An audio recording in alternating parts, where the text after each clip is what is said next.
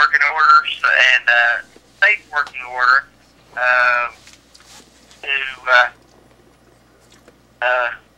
basically keep the driver and everyone around the driver safe.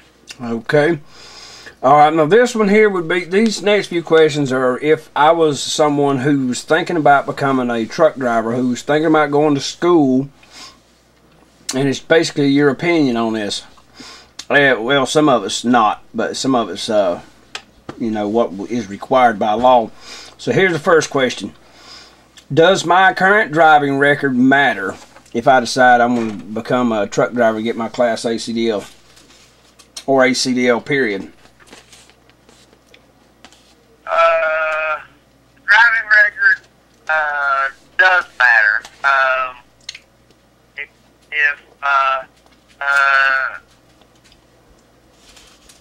there are, I'm not 100%. I believe if there are, if there's a DUI, it's still, I mean, depending on how many DUIs you have, you could still get a C.D.L., but as far as being hired, they consider that greatly as to whether or not you would actually have a company that would hire you, or the insurance company that would hire you, really.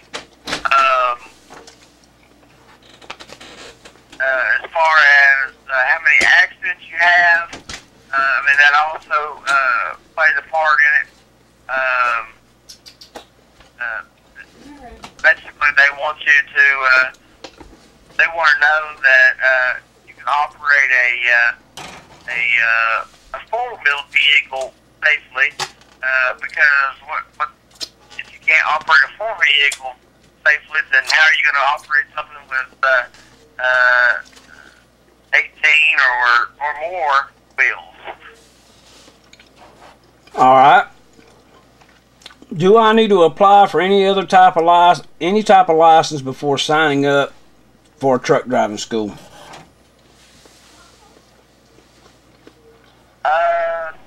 Basically, they'd be asking about a learner's permit. Oh, okay.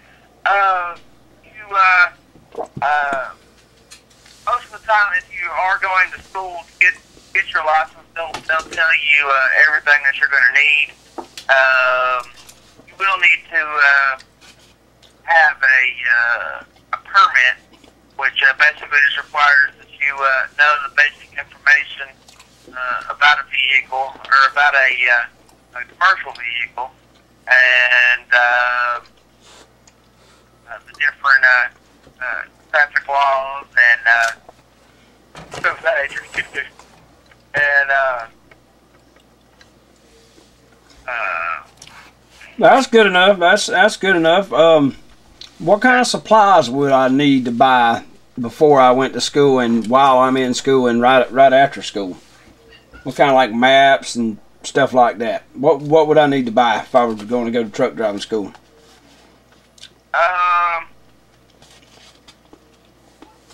The school normally has you would give you, or at least tell you what supplies that you would need for the actual school. You would need to have an atlas, as well as whatever other textbook stuff they require.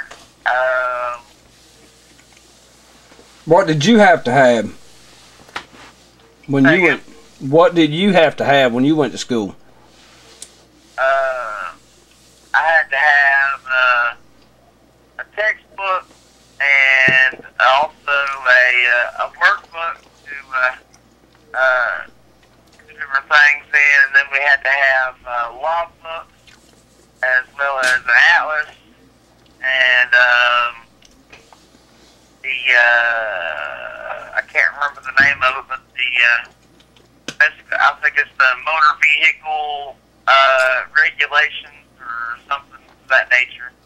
And they give you a partial book that's updated, I think at monthly or something like that. But anyway,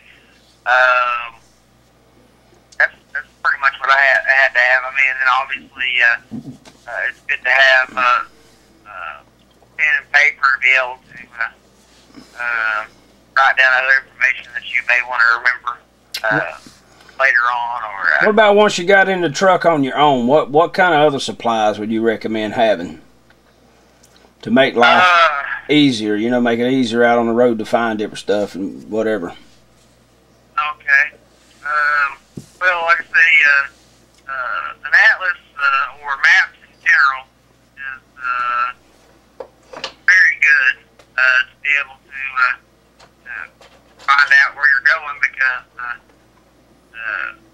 mean, unless you have a really great memory and memorize the map, it's definitely a good thing to have to be able to.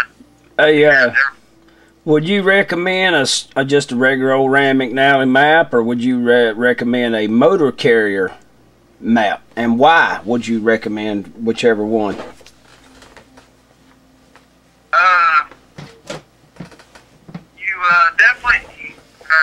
should definitely have a motor carrier map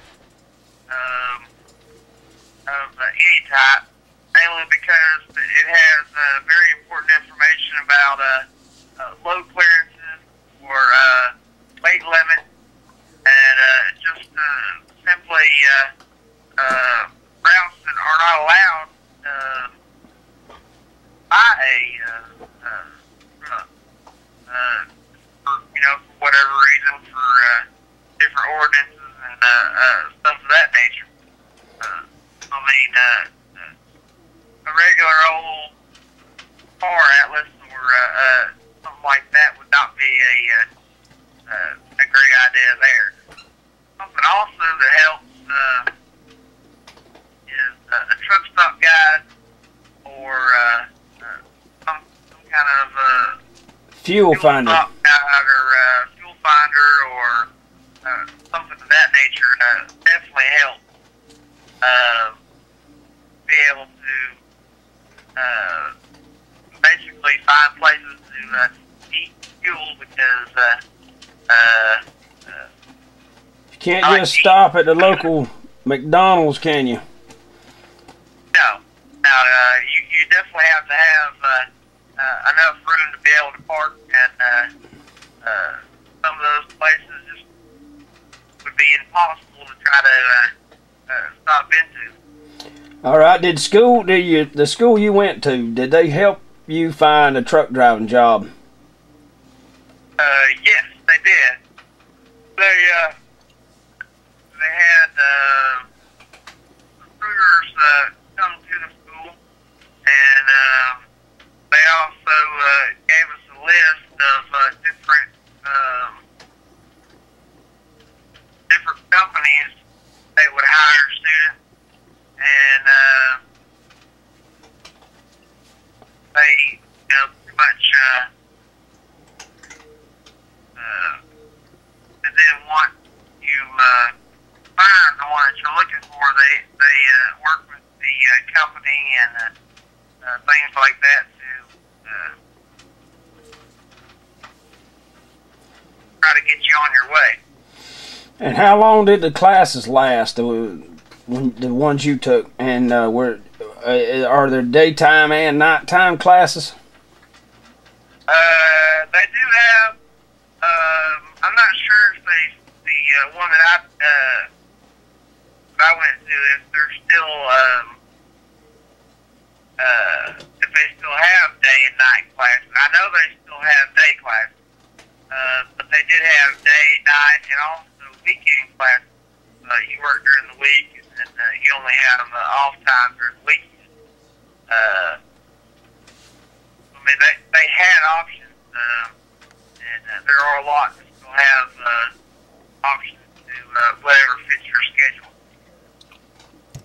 Okay. And when I go to apply for a job with a company, what would you recommend I look for for it to be a good company?